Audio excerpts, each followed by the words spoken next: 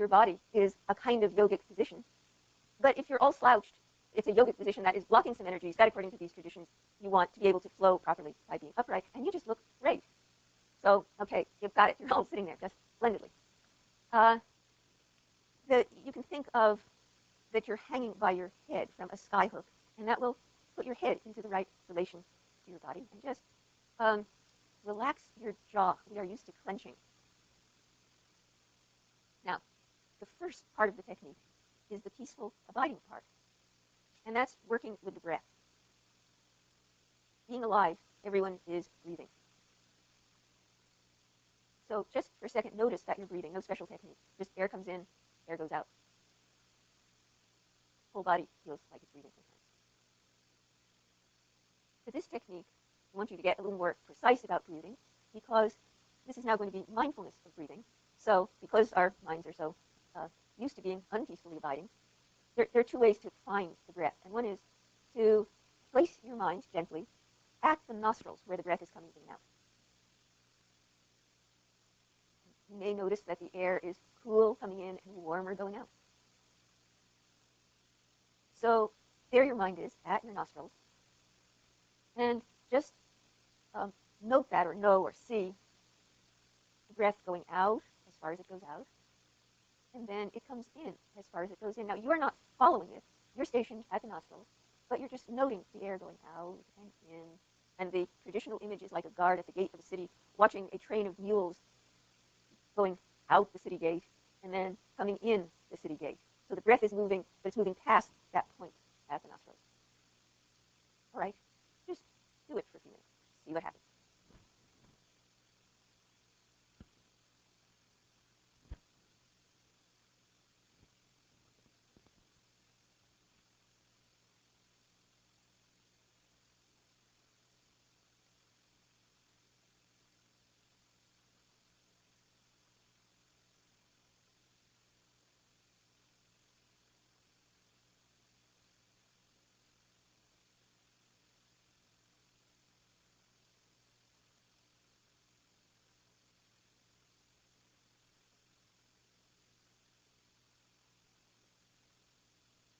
All right. Now, still kind of staying with that, the other way you can look at your breath is the rising and falling of the abdomen.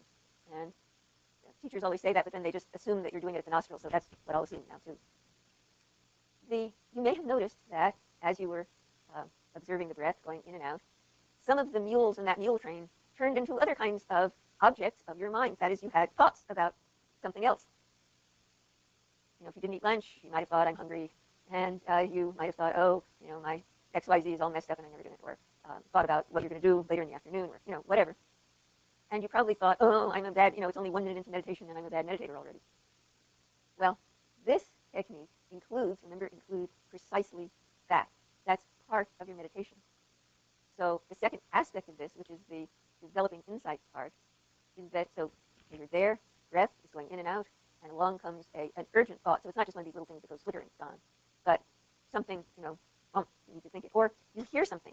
I had not realized how much noise the air conditioning in this room makes. I never noticed that before. We get quiet and, a sound. Okay, whatever, a feeling, something itches, thoughts, any sensory thing.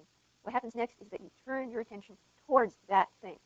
You don't say, bad dog, I had a thought, I'm distracted. You say, hello, and attention goes towards it.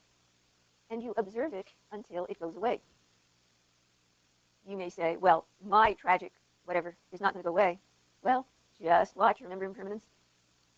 All right. And there's another trick that this technique offers you. You don't have to do it. But one of the ways to stabilize this, turning your mind towards the new thing that's come along, is to label it. You know, hearing, if you've got a noise. Or worrying, or remembering, or whatever label. And it's amazing that, you know, kind of these very general labels will come up. And you're not searching for, oh, how do I classify this thing? It just, you know, you don't have to label it, but it may help. It helps a lot of people. Okay, so now we've got part 1 and part 2. You'll notice it's going to be very hard for you to do anything that isn't part of this technique.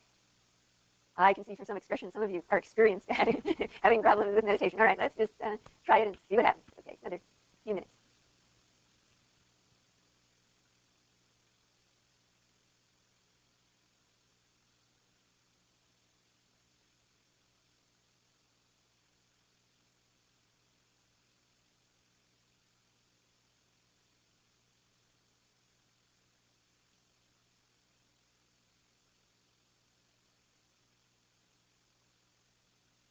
the breath is your docking station.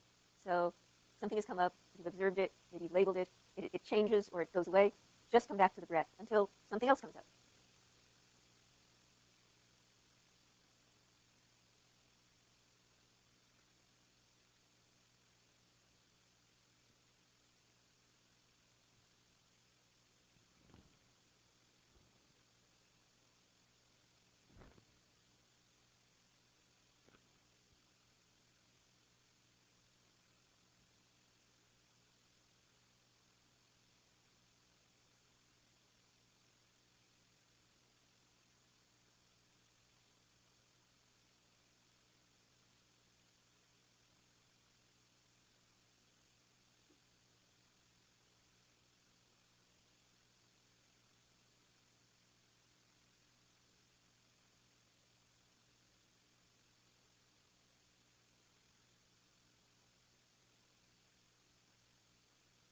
All right. So questions about this or comments?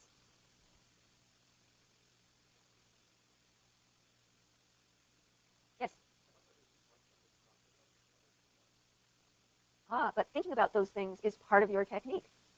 Just pay attention to it and maybe label them. Like you could have, oh, that one again, that one again.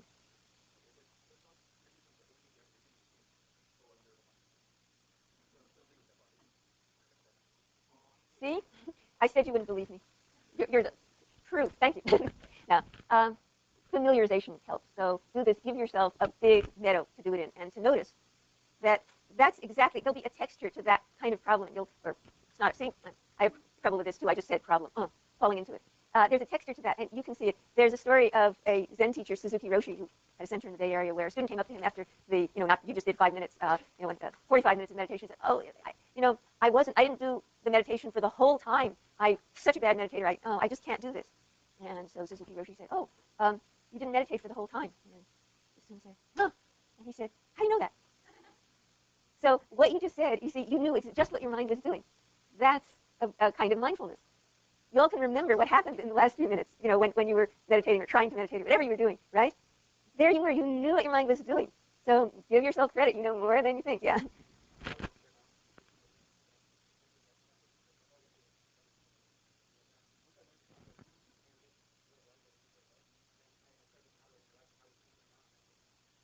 Okay, could you all hear that?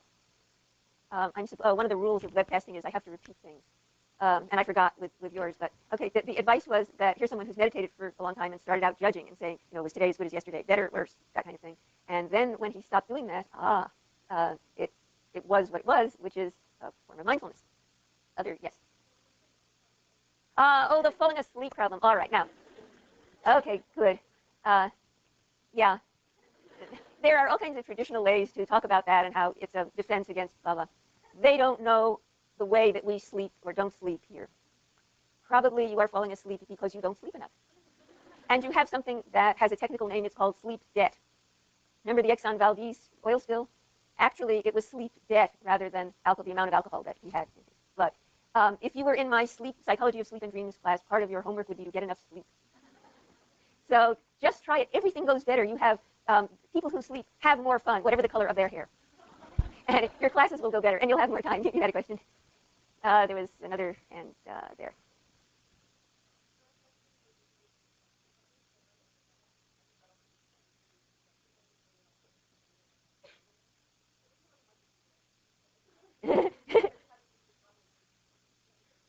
Yes. Okay. No, this is exactly one reason why the technique is as it is. Okay. What she said was that she's previously done a kind of meditation where you were not supposed to think, and thoughts crowded in. And with this one, it had a very different quality to it. And it was more like an iTunes visualization. When you get, this is when you decide to concentrate. The mind says, "Oh yeah." All right. Try this at home. You'll try it in section. And next time we'll talk about the foundations of mindfulness, and then we'll get to what you are discovering with your mindfulness.